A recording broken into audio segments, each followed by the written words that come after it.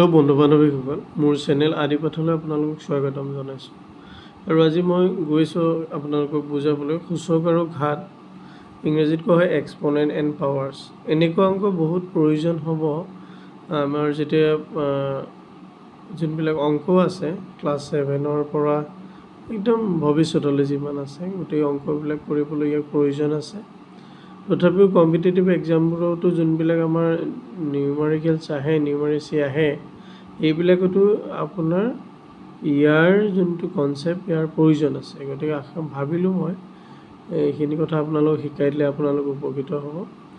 আৰু ইয়াৰ যিহেতু বেছিক ধাৰণাখিনি সপ্তম শ্ৰেণীৰ অধ্যায় 13ত আছে, গতিকে মই সপ্তম শ্ৰেণীৰ অধ্যায় 13ৰ পৰাই কিছু উদাহৰণ লৈ মই ইয়াত আলোচনা কৰিম। এতিয়া এনেকুৱা কৰিলে কি হ'ব, সপ্তম শ্ৰেণীৰ ছাত্ৰ ছাত্ৰীবিলাকো উপকৃত হ'ব, লগতে যিসকলৰ এই মানে এক্সপনেণ্ট এণ্ড পাৱাৰ্ছ বা সূচক আৰু ঘাতত অসুবিধা হয় তেখেতসকলৰো সুবিধা হ'ব। আহক মই দেৰি নকৰোঁ, আৰম্ভ কৰোঁ। এতিয়া ধৰক মই 1 নম্বৰ উদাহৰণটো ল'লোঁ। ইয়াতে 5 পূৰণ 5, ইয়াতে দুটা 5 আছে, গতিকে আমি ইয়াত লিখিব পাৰোঁ 5 স্কুৱেৰ। তেনেদৰে যদি 5 পূৰণ 5 পূৰণ 5 কেইটা হ'ল, ইয়াত 3টা আছে, তেতিয়াহ'লে এইটো হ'ব 5ৰ ওপৰত কিমান হ'ব, 3।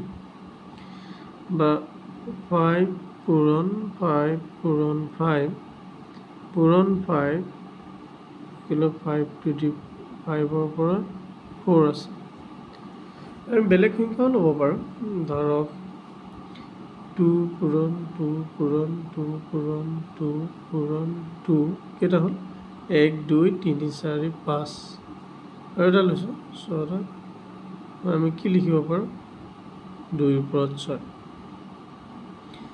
এতিয়া ইয়াত আমি যোনকেইটা সংখ্যা পালোঁ, এতিয়া দুটা 5ৰ কাৰণে 5 স্কুৱেৰ, এইখিনি আমি পালোঁ। ইয়াতে আৰু এটা উদাহৰণ মই ইয়াতে থৈছোঁ, 2ৰ ওপৰত 7 আছে। ইয়াক আমি মাতোঁ 2 to the power 7, 2 to the power 7 বুলি আমি ইয়াক মাতিম।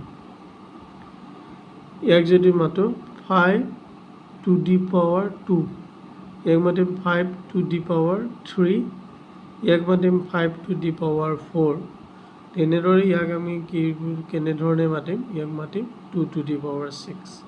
এতিয়া আপোনালোকে জানিল এই সংখ্যাবোৰক আমি কেনেদৰে মাতিব পাৰোঁ। এতিয়া ইয়াত যোনটো আছে, ধৰক এই সংখ্যাটোকে মই ল'লোঁ ইয়াতে যে 2 to the power 6, 2 to the power 6ত যোনটো 2 আছে ইয়াক কোৱা হয় ভূমি বুলি কোৱা হয়, বা ইংৰাজীত কোৱা হয় বেছ।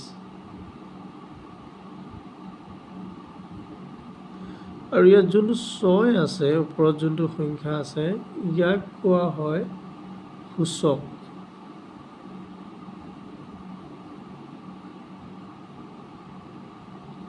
কি বুলি কোৱা হয়, সূচক, বা ইংৰাজীত কোৱা হয় এক্সপনেণ্ট।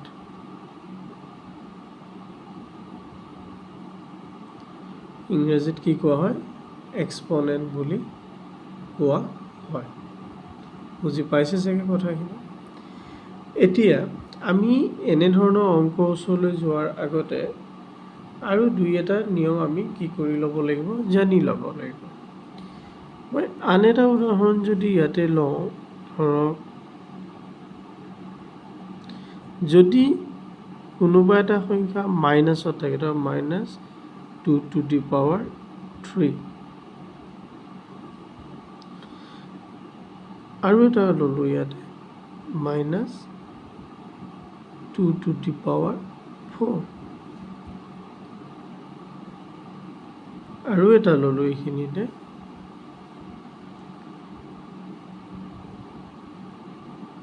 -2 to the power 7। যেতিয়া ইয়াৰ যোনটো সূচক থাকে, সূচকটো যদি অযুগ্ম সংখ্যা হয়, সূচকটো কি সংখ্যা হয় অযুগ্ম সংখ্যা হয় তেতিয়াহ'লে এই গোটেইকেইটা পূৰণ কৰি যোনটো পাবা সি সদায় কি হ'ব মাইনাছতে হ'ব এতিয়া মই যদি ইয়াত কৰোঁ -2 পূৰণ -2 পূৰণ -2 কিয় 3টা হ'ল কাৰণ ইয়াত কিমান আছে 3 আছে মানে -2 কেইটা পূৰণ হৈ আছে ইয়াত 3টা এইটো কাৰণে -2 মই ইয়াতে 3টা লিখিলোঁ এতিয়া আমি এই সংখ্যাকেইটা পূৰণ কৰোঁ 2 দুগুণ 4 4 দুগুণ 8 গতিকে ইয়াতে কিমান হ'ব 3 আছে নহয় এইটো কি হ'ব মাইনাছে হ'ব ইয়াত যদি কৰোঁ আমি 4টা আছে -2 পূৰণ -2 পূৰণ -2 পূৰণ -2 ইয়াত আমি প্ৰথমে 2 কেইটা পূৰণ কৰোঁ 2 দুগুণ 4 4 দুগুণ 8 8 দুগুণ 16 ইয়াত মাইনাছ নহয় কিয় নহয় ইয়াৰ ওপৰত কিমান আছে যুগ্ম সংখ্যা আছে তাৰ মানে যে সূচক যদি যুগ্ম হয় আৰু ভূমিত যদি কেনেবাকৈ মাইনাছ চিন থাকে যুগ্ম হ'লে গোটেই মুঠ সংখ্যাটো কি হ'ব প্লাছৰে হ'ব আৰু যদি অযুগ্ম সংখ্যা থাকে তেতিয়াহ'লে তাৰ আগত কি আহিব মাইনাছ হ'ব আচলতে এই যোনটো ধাৰণা এইটো এটা বেলেগৰ পৰা আহিছে যেনেদৰে আমি জানো আগতে প্লাছে যদি পূৰণ কৰোঁ আমি কিমান পাওঁ প্লাছ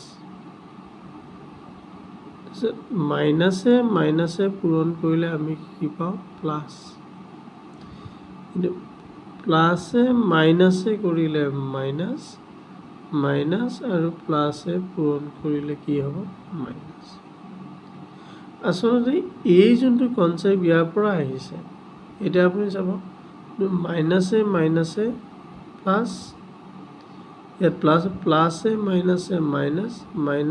মাইনাছে প্লাছ ইয়াতে প্লাছ হ'ব ঠিক ধৰণে ইয়াত 3ডাল আছে মাইনাছে প্লাছ পালোঁ মাইনাছে প্লাছ আৰু প্লাছে মাইনাছে কি হ'ব মাইনাছ গতিকে আমি এই ধাৰণাটো ইয়াতে কি আছে জনাৰ কি আছে প্ৰয়োজন আছে বুজি পাইছে প্লাছে প্লাছ মাইনাছে প্লাছ প্লাছে মাইনাছে প্লাছে মাইনাছ এতিয়া তাৰ যদি আমি আন এটা উদাহৰণ দিওঁ ধৰক 5 নম্বৰ -4 পূৰণ -5 এইটো যদি কৰোঁ প্ৰথমে সংখ্যাকেইটা পূৰণ কৰক 4 5 গুণ 20 আৰু মাইনাছে কি হ'ব প্লাছ এই বাওঁফালে প্লাছটো নিলিখিলেও কোনো ধৰণৰ অসুবিধা নহয়